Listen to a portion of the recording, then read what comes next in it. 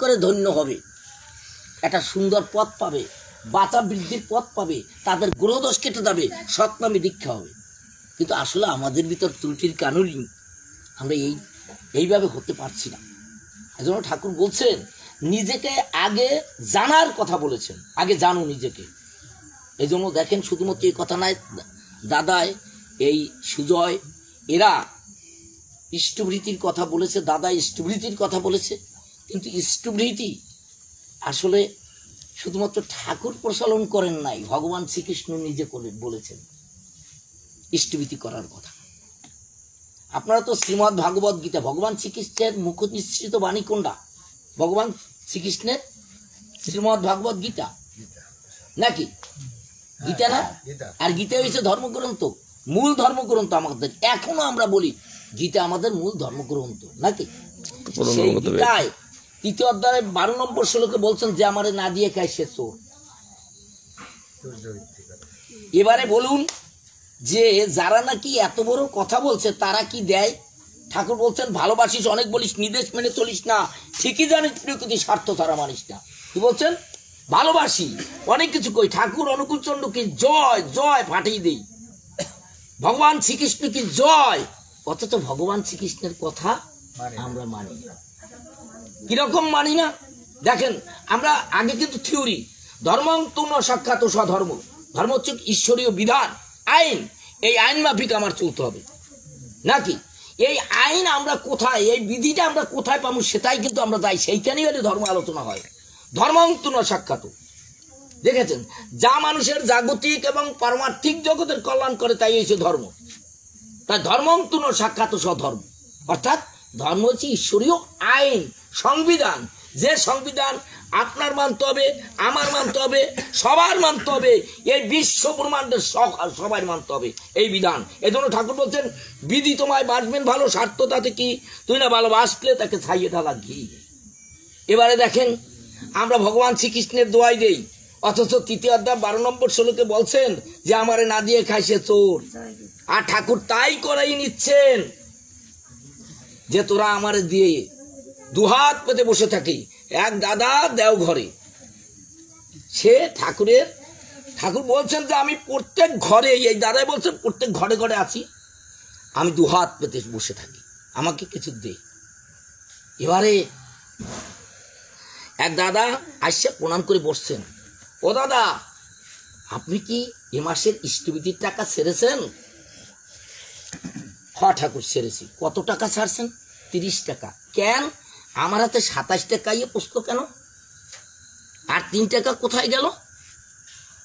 এখন সে তো বেদিক ঠাকুর, আমি তো 30 এই মনে পড়ছে, কেন আমার হাতে এসে পৌঁছে নাই কেন? অর্থাৎ আমার করার ভিতর আর কথার ভিতর মিল ছিল না। ঠাকুরের ইষ্টভৃতিতে কি বলি, আজে প্রভাতে কর্মারম্ভে তোমারই ভোগের লাগি ইষ্টভৃতির অর্ঘ্য দিতেছি শ্রীচরণে কৃপা মাগি। তাই আমি তো সময় মতো করতে পারিনি। আজই প্রভাতে, প্রভাত তো 8টায় হয় না, আমি তো 3 দিন ঘুম থেকে দেরিতে উঠছি, তাই তো আমি 3 দিন ঠিক মতো আমি ইষ্টভৃতি করতে পারিনি।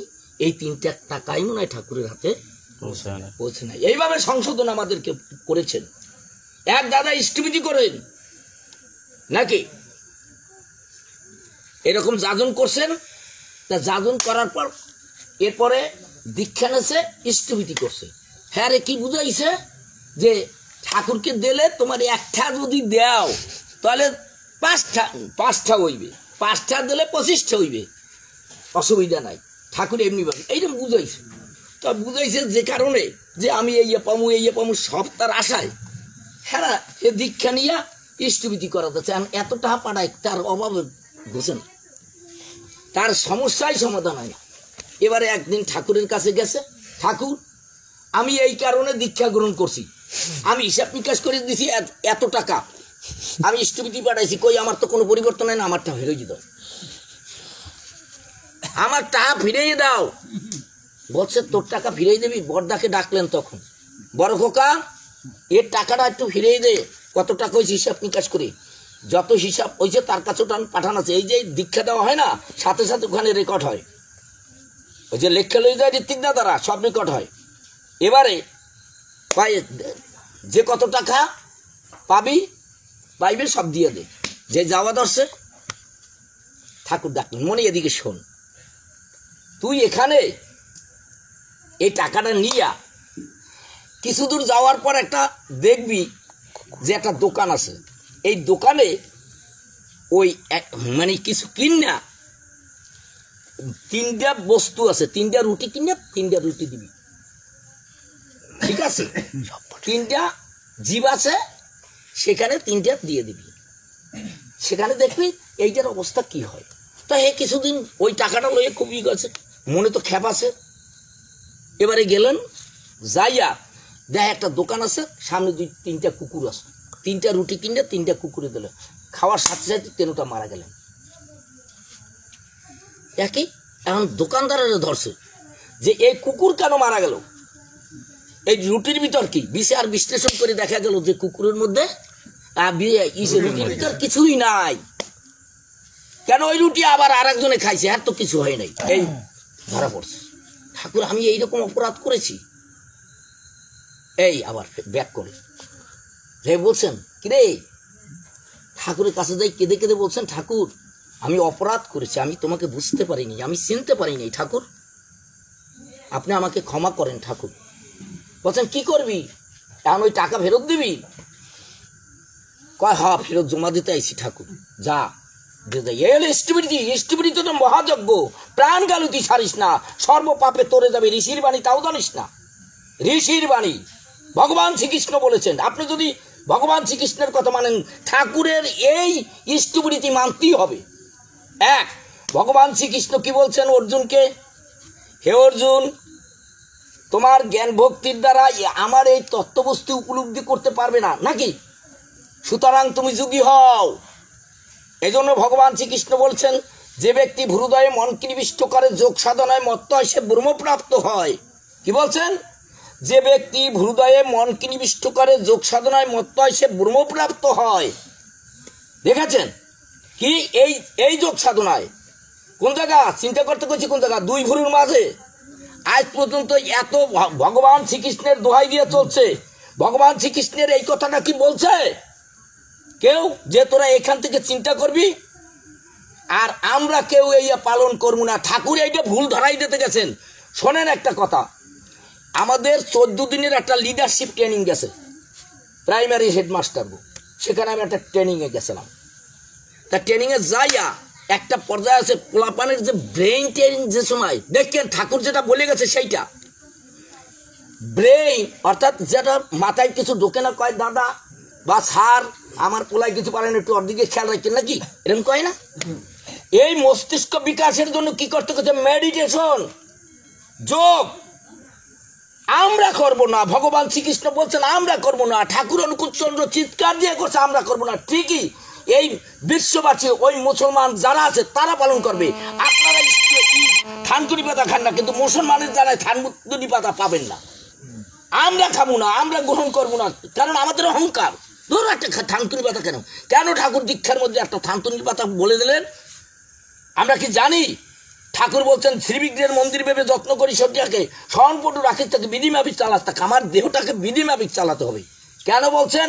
দীক্ষার সময় যে একটা থানকুনি পাতা খাবি, পেট ভরে জল খাবি। কেন শোনেন তা কেন? থানকুনি পাতা আমরা যে খাওয়া দাওয়া করি না, আমরা যে খাওয়া দাওয়া করি, ডাইজেস্টের পর একটা টক্সিন জাতীয় পদার্থ সৃষ্টি হয়। এই টক্সিন জাতীয় পদার্থ দ্বারা বিভিন্ন রোগের সৃষ্টি হয়। টক্সিনটা কেমন করতে পারেন? মানুষ বমি করে না, একটা টক জাতীয় অ্যাসিড জাতীয় একটা পদার্থ ওঠে লাস্টে। এই টক্সিন জাতীয় পদার্থটার দ্বারা বিভিন্ন রোগের সৃষ্টি। তাই এই টক্সিন জাতীয় পদার্থটা ওই থানকুনি পাতার জলটা খাইলে পর আস্তে পায়খানা প্রস্রাবের সাথে পড়ে যায়। কিছু আছে শরীরে অ্যাডজাস্ট হয়ে যায়। ঠাকুরের কথা, কিছু আছে শরীর কিন্তু তাপযুক্ত শরীর। এজন্য বলছেন ঠাকুর, যতক্ষণ পর্যন্ত সেদোদ্গম না হয় ততক্ষণ পর্যন্ত শারীরিক শ্রম অমূল্য এবং অমৃত তুল্য। কারণ অর্থাৎ যতক্ষণ পর্যন্ত না ঘামাইবে ততক্ষণ পর্যন্ত আমার শারীরিক শ্রম আমার দিতে হবে। ঠাকুরের কথা, ঠাকুরকে কেন আমরা গ্রহণ করব? আর আপনি বইয়ে বইয়ে খাবেন আর সব কিছু করবেন, আমি কিছুদিন পর ও মানে কই তুই এইরকম করে এইবার আড়া লাগবে, এইবার হইবেন না, হ্যাঁ হইবেন না। আজকে দেখছেন কেন আমাদের দুরবস্থা। প্রার্থনার টাইম হয়েছে সন্ধ্যার সময়, টাইম হচ্ছে সন্ধ্যার সময় প্রার্থনা না করিয়া এইবার আমরা প্লগ গলে টন টন টন টন করতে করতে শিক্ষা দিতে যাই। যেই কোন রকম শিক্ষা টিক্ষা দিয়া উচ্চ শিক্ষায় পাঠাইছি কোন বরিশাল পাঠাইছি পর ওইখান থেকে একটু লিয়াজুক করিয়া 22.5-12 আনি এখন মুসলমান হয়ে যাইতেছে। যা ইচ্ছা তাই করবে তুমি, তাতে কিন্তু চলবে না। ভালো ছেলে মন্দ করলে পরিস্থিতি ছাড়বে না, যা তা কোনো কাজ হবে না। ঠাকুর এই জন্য বলছেন যদি করবি চালাকি পরে বুঝবি তার জ্বালাকি। ঠাকুর অনুকূল চন্দ্র শোনেন, ঠাকুর কেন বলছে? অনেকের প্রশ্ন থাকতে পারে যে আমরা কেন মালা ব্যবহার করি না। আচ্ছা, ভগবান শ্রীকৃষ্ণের কথায় আছে। ভগবান শ্রীকৃষ্ণ কি বলছেন? ভগবান শ্রীকৃষ্ণ বলছেন আমি গুণকর্ম ভেদে 4টি বর্ণ সৃষ্টি করিয়াছি, বিপ্র, ক্ষত্রিয়, বৈশ্য, শূদ্র। নাকি গুণকর্ম ভেদে? আপনারা কথা বলেন না কেন? যে শ্রীমদ্ ভাগবত গীতা পড়েন না? কি বলছেন? গুণকর্ম ভেদে আমি 4টি বর্ণ সৃষ্টি করিয়াছি। এবারে কি কি বিপ্র, ক্ষত্রিয়, বৈশ্য, শূদ্র ব্রহ্মত্ব অর্জন করে নাকি দাদা? এই 4টা বর্ণের চিহ্ন কি? ওইটা উপনয়ন। জন্ম মাত্রই আমরা সবাই শূদ্র, দ্বিজ হবে, অর্থাৎ দ্বিজ হবে কোথায়? উপনয়নে। পাইছেন? ভগবান শ্রীকৃষ্ণ বলছেন উপনয়নের কথা, আর আপনি কি করছেন? মহা পাপ হবে যদি মালা আপনি গলায় না দেন। ভগবান শ্রীমদ্ ভাগবত গীতা আপনারা পড়িয়ে দেখবেন, কেউ রাগ হইবেন না কিন্তু আমার কথায়, আমাকে জানার দরকার আছে। কেউ বলবে যে অমুক সমুক, আমার ওই সমস্ত কয়। হ্যাঁ, তাহলে ভগবান শ্রীকৃষ্ণের শ্রীমদ্ ভাগবত গীতা পড়ে দেখবেন কোথায় মালা তিলক নাই কেন, এবং একাদশীর কথা নাই কেন। কেন বলেন কেন নাই? কেন নাই শোনেন, আপনারা দেখবেন যদি কীর্তন হয় না, সেই কীর্তনের ওই যে টানাই দেবেন বিশ্ব শান্তি প্রতিষ্ঠায় তারক বর্ম মহানাম যজ্ঞানুষ্ঠান, বিশ্ব শান্তি প্রতিষ্ঠায় নাকি? তাই বিশ্ব শান্তি প্রতিষ্ঠার মধ্যে আপনার হিন্দু, মুসলমান, বৌদ্ধ, খ্রিস্টান সব আছে না? হ্যাঁ, এই বিশ্বের মধ্যে যা আছে সব আছে নাকি? তাই এই বিশ্ব শান্তি প্রতিষ্ঠায় এই তারক ব্রহ্ম মহানাম যজ্ঞানুষ্ঠান, হাতে কিন্তু একজন মুসলমানও বাদ যায় না। না, যদি সে যদি সবাই রইয়া থাকে তাহলে তার ভিতরে কেন মালা তিলক থাকবে বলেন? কেন একজন হেলে মুসলমান যাবে না ফার্স্ট নরকে? যাবে না, যাবে না। এবারে ঠাকুর কি বলছেন জানেন? ঈশ্বর এক, ধর্ম এক, প্রেরিত মহাপুরুষগণ একই বার্তাবাহী। মনে থাকে যেন সবার ঈশ্বর তোমারই ঈশ্বর, সবার ধর্ম যা মানুষের বাঁচা এবং বৃদ্ধিকে ছেড়ে করে তোলে সে ধর্ম তোমারই ধর্ম। তুমি হিন্দু হও, বৌদ্ধ হও, খ্রিস্টান হও, মুসলমান হও না কেন, যতক্ষণ পর্যন্ত প্রত্যেকেরই বাঁচা বাড়ায় সচেষ্ট করে তুলতে পারছো না ততক্ষণ পর্যন্ত ধর্ম তোমার কাছে দীপ্তহীন। ধর্ম আছে কিন্তু বাতি জ্বলবে না, ধর্ম আছে বাতি জ্বলবে না, ওই ধর্মে বাতি জ্বলবে না। আর যদি বাতি জ্বলতে যারা নাকি আমাকে মুহুর্মুহুর কয় নরকে নিশ্চিত গমন, হেরা আজকের দুরবস্থা কেন বলেন? আজকের কেন দুরবস্থা? আপনার জন্য না, এক দাদাদাই বলছিলেন আচার্যদেবের কাছে। কি আচার্যদেব দাদা কি আমার আচার্যদেব জিজ্ঞাসা করছেন কেমন আছো? কা দাদা আমাদের দেশের যে কি পরিস্থিতি সবই তো জানেন। তোর হয়েছে কি? আমার কিছু হয় না, তোর পারিপার্শ্বিক আর কিছু হয় নাই। যারা ঠাকুরের এই অনুচলনে চলে তাদের কিচ্ছু হয় নাই। তুই ক্ষমাই করুগা কেন? হ্যাঁ, আমি আমার কর্মফল আমার ভোগ করতে হবে না? হবে না। আপনি কথায় কথায় আমার নরকে দিয়েছেন, এবার আপনার নরক কোথায় যাবে হিসাব করে দেখেছেন? ভগবান শ্রীকৃষ্ণ যা বলেছেন হিসাব করে দেখেছেন? এজন্য ঠাকুর বলছেন বৃত্তি ধর্মের তো দোহাই দিয়ে কত রং চং লাগিয়ে গায়, বর্তমান প্রেরিত তিনি পড়লি না তার পায়, হচ্ছিস সাবার, পড়ছিস কাবার, পয়মাদাতে যাচ্ছিস কত, এখনো ফের জীবনের যে ভাঙিস না হোস না হতো। ঠাকুরের ব্যাখ্যা বুঝতে আমাদের খুব কষ্ট হয়। শোনেন, ঠাকুর একটা কথা বলছি কি জানেন? সাধু হতে চেষ্টা করো কিন্তু সাধু সেজো না। না কেন বলছে? অর্থাৎ ঠাকুর বলছেন তোমার মন সতে বা বর্মে বিচরণ করুক, কিন্তু শরীরকে রংচং বা গেরুয়া বসনে সাজাতে ব্যস্ত হয়েও না, তাহলে মন শরীরমুখী হয়ে পড়বে। বলুন আপনারে 10,000 টাকা দামের শার্ট প্যান্ট পরাইয়া, এই যে সারমু ইন করাইয়া জুতো এক জোড়া দিয়া মাথা একটা ক্যাপ দিয়া যাইবেন, একটু মনে মনে একটু কইবেন না যে আমার আজকে ভালোই লাগে, আপনার জন্য ধর্ম নাই, শেষ। একটু অহংবোধ যদি থাকে, বোঝেন না, 3টা হর্ত কি মানে সঞ্চয় করছিল, বলছেন যা তোর লাগবে না। কত ক্ষমা চাইছে, ক্ষমা নাই, কর্মফল কিছু করার নাই, দেখেছেন ওখানে কোনো ক্ষমা নাই, কর্মফল আমার বুক। একদিন ঠাকুর দক্ষিণালয়ের দিকে তাকাইয়া ওই দেখ আমাকে দক্ষিণালয় থেকে, ওই পাপ কুণ্ড থেকে, ওইখান থেকে আমাকে বলছে বাঁচাও বাঁচাও বাঁচাও। কেমন করে বাঁচাবো?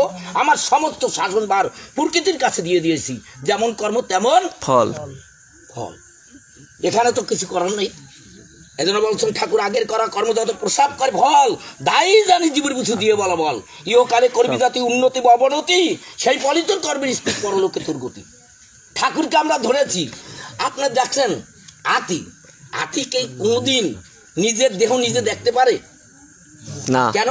তাহলে আপনারা কি পেয়েছেন আপনারা ভাবতে পারেন না। আপনার দর্শন মাত্র যে মানুষের, কারণ আপনার ভিতর সৎনামটা আছে, মানুষের কত মঙ্গল হইতেছে আপনি তো নিজে জানেন না। আর আমরা কিন্তু সন্তানের মঙ্গল চাই। হ্যাঁ, ঠাকুর কিরাম মঙ্গল চাইছেন? একটা কথা বলি, বাড়ির পাশে বিয়া, ঠাকুরের নামে তেমনি সমালোচনা করে, আবার ভগবান অমুক কত কিছু দেখায় বলে মানুষ হাজার হাজার রায় ওই বাড়িতে।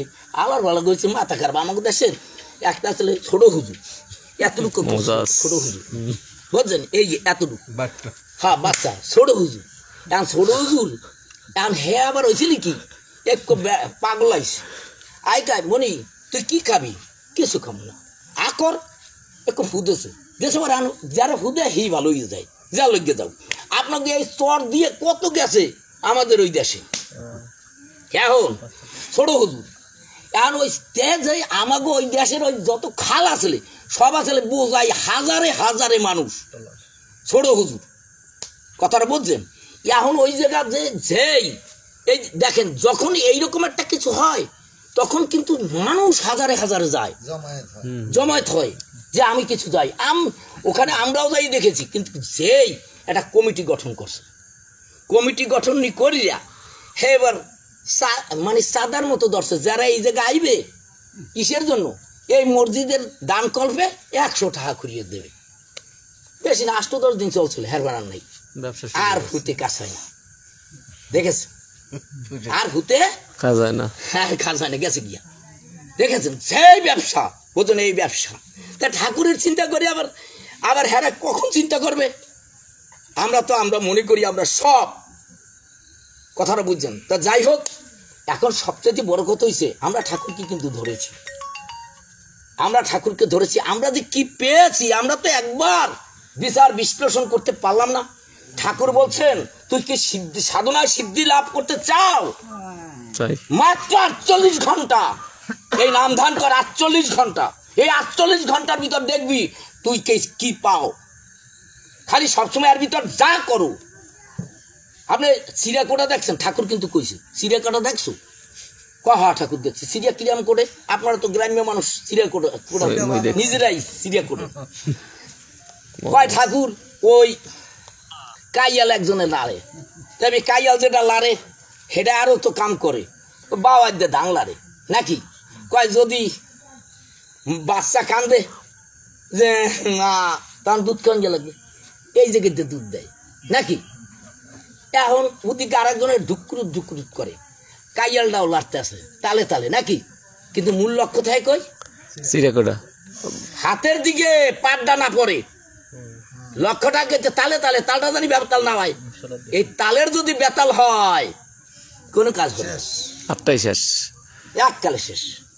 এই জন্য লক্ষ্যটা থাকে ওই। তাহলে আপনার সংসারে থাকেন, ঠাকুর বলছেন তুই কামিনীও ছাড়িস না, কাঞ্চনও ছাড়িস না, সারাদিন মতো সংসারে কাজ কর, শুধু সন্ধ্যাবেলা ছুটে আয় নামে পাগল হয়ে হরিবল হরিবল চিৎকার হবে, আমার কাছে আয়, যত দুঃখ আছে জ্বালা আছে যন্ত্রণা আছে সব আমার মাথায় চাপিয়ে দিয়ে একটু নাম কর, আমি তোদের সকল পাপ রাশি আমি মুক্ত করে দেব।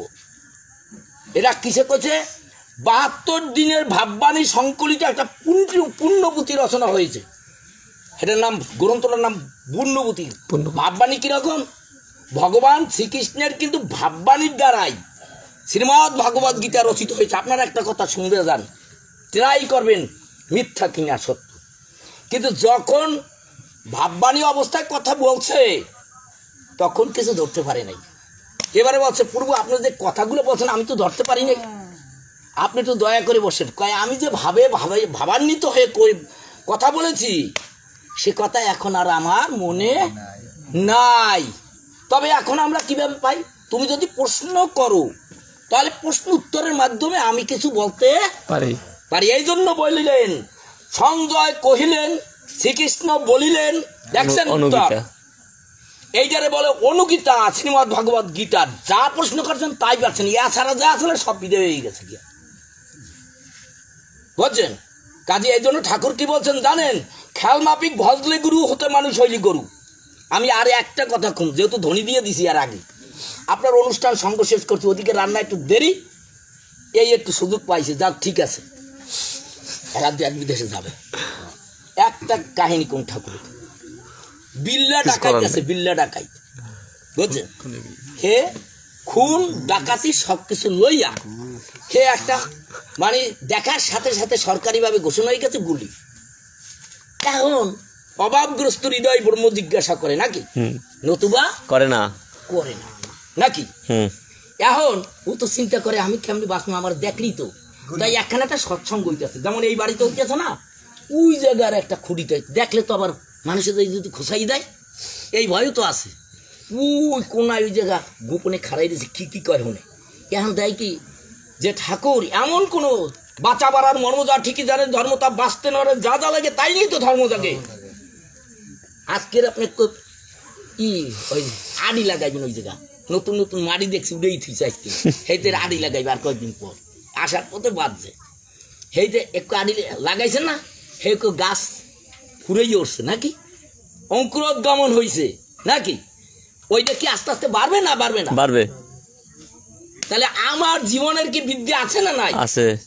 আমি যে ওই দাদারে কইছিলাম এক ক্লাসে হারা বছর যদি থাকে তাহলে হাপরের প্রতি থাকে, উনি থাকবে আজকে ঋত্বিক, এই বাড়িতে আসলে হ্যাঁ একটা মানুষ, উনি থাকবে ঋত্বিক, উনি থাকবে এই যে দেশ বিদেশ করবে। কেন উনি নিজের বাঁচার দিকে চাইলেন?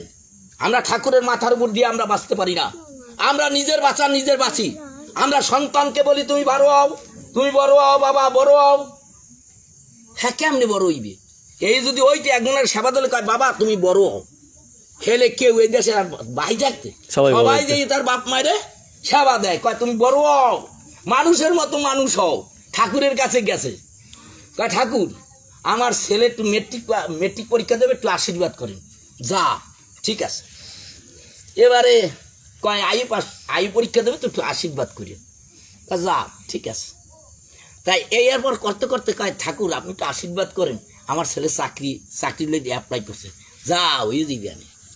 হ্যাঁ এবার কয় যে ঠাকুর আমার সুন্দর রকম মাইয়া পাইছে, আপনি একটু আশীর্বাদ করেন, সেই মাইয়া চাকরি করে, একবার একটু বিয়া, কয় যা ওই আর। এখন কিছুদিন পর আইয়া মুখ মলিন হইয়া রয়েছে। হ্যাঁ কি রে কেমন আছো তুই? ঠাকুর আমার পোলাপানে বাদ দে না। ঠিক আছে। কয় কি এত করেন ঠিক আছে, আবার আমার বাদ দেন হাও কেন ঠিক আছে? কয় তুই তো কইছো আমার এই লাগবে, কর নাই তো আমার পোলা মানুষের মতো মানুষ হোক, হ্যাঁ তো কর নাই। আজকে সন্ধ্যার সময় এইরকম লইয়া দৌড়াই, প্রার্থনা করি না। ও আর কি শিখবে, কেমন করে মুরব্বীদের সম্মান করতে হয়, কেমন করে বাপ মারে সম্মান করতে হয়, এ শিখায় নাই। ওই এক মার আঙ্গুল কাটছে, বডিতে কাটতে যাইয়া আঙ্গুল কাটতে গেছে, তা আঙ্গুল নিয়ে কাটতে গেছে বর। এখন মাইয়ার কয় ও মনি একটু তেলা লইয়ায় বান্ধুম, কয় রাহো মোবাইলটা একটু টিপে লই। এখন মনি লইয়া এখন চাপতে ধরছে, ওরে তুই গেছো না, কয় রাহো এই একটুখানি একটু পর দিতে আসি, এ লাইক দেয়, বোঝেন না, কমেন্ট করে। এখন ওইদিকে চাপতে ধরছে, যাইয়ে লইয়া এখন তুমি যাইতেও পারে না। তা আমার অবস্থা এই হইবে না, হইবে কি? আপনি করবেন কি?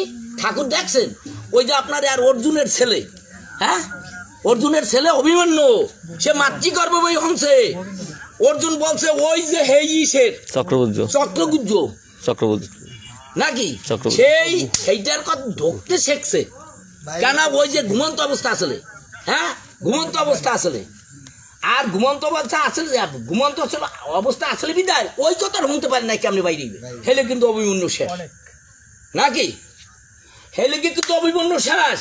তাহলে এইটার প্যাডের মধ্যে বইয়ে সব শেখে ওই যে বইয়া আপনি করছেন কি বাইরে আর জামু কি সন্দেহ হয়ে গেছে ক্ষমা জামু কি আরতে তাহলে আমি একটু বই ওই টিভি দেখি একটু সুইচটা দিয়েছেন বাস সুন্দর দেখতেছেন ডান্স দেখতেছেন পোলা পানে ওইদের মধ্যে বইয়ে ডান্স দেখে নাই সব দেখছে আর কি আপনি সেই ডান্স পাইতেছেন কিছুদিন পর যখন পোলা বিয়ে না রে পোলা বিয়ে করাম কি কুমি দেখো বউ আয় মাইয়া আমার কিনে ভাতই না দেয় চিন্তা করেন ভাতই দে কিনা আর যদি আপনি মানুষের মতো মানুষ করেন এই জন্য বলছেন যদি করবি চালাকি পরে বুঝবি তার জ্বালাকি যা ইচ্ছা তাই করবে তুমি তাতে কিন্তু চলবে না ভালো ছেড়ে মন্দ করলে পরিস্থিতি ছাড়বে না যাই হোক যে কথাটা বলা দোস্তালাম ঠাকুরের যে আমরা সৎসঙ্গে যাই কেন হ্যাঁ ওই বিল্লা হ্যাঁ যে ওই যে অনুষ্ঠান শেষে লামছে এখন ওই দাদার জিজ্ঞেস দাদা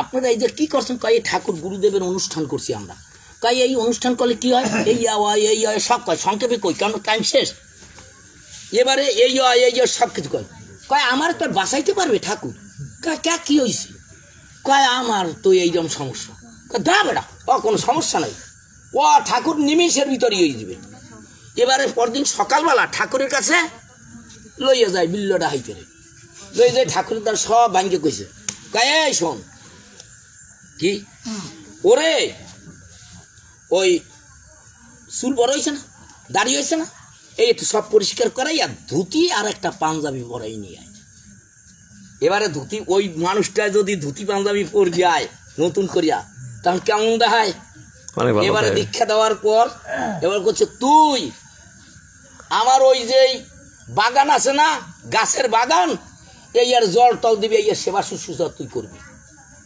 সুন্দর একটা পথ পাইছে না বাস ও তো এখন ইয়ে করে ওই যে আপনি তো আমার মরণ আছে যাই হোক ঠাকুর কিন্তু বলছেন বাঁচা বাড়ার মর্মদা যজন যাজন ইষ্টিবিধি করলে কাটে মহাবিধি মানে মরণের ভয় থাকে না এই কিছুদিন ওই সকাল সন্ধ্যায় প্রার্থনা করছে আর ওই রকম ইষ্টিবিধি করেছে আর মরার ভয়ও নাই যে আমার তো মরতে হবে কি ভয় কিসের আবার দয়াল আছে আমার সাথে আবার ভয় কিসের এই জায়গায় খালি আমি দেহটা চেঞ্জ করি ওই যে দাম হ্যাঁ দয়াল আমার আবার ভয় কিসের 3-4 বছর পর সংবাদ পাইছে কি ও এসপি সাহেব যে ওই সৎসঙ্গ ইসের মধ্যে ওই বিল্লটা খাইতেছে তাহলে এখন কি করা যায় বিল্লটা খাইতে রে এখন ধরা লাগবে আইসে এসপি সাহেব তাই এসপি সাহেব আইসে পর এখন ঠাকুরের কাছে ঠাকুর আপনার এই জায়গায় কি চোর ডাকাত গুন্ডা মনে হয় লালন পালন হয় হ্যাঁ কি তাই আপনার এই জায়গায় বিল্ল নামের একটা ডাকাইত আছে আপনার এই জায়গায় আশ্রয়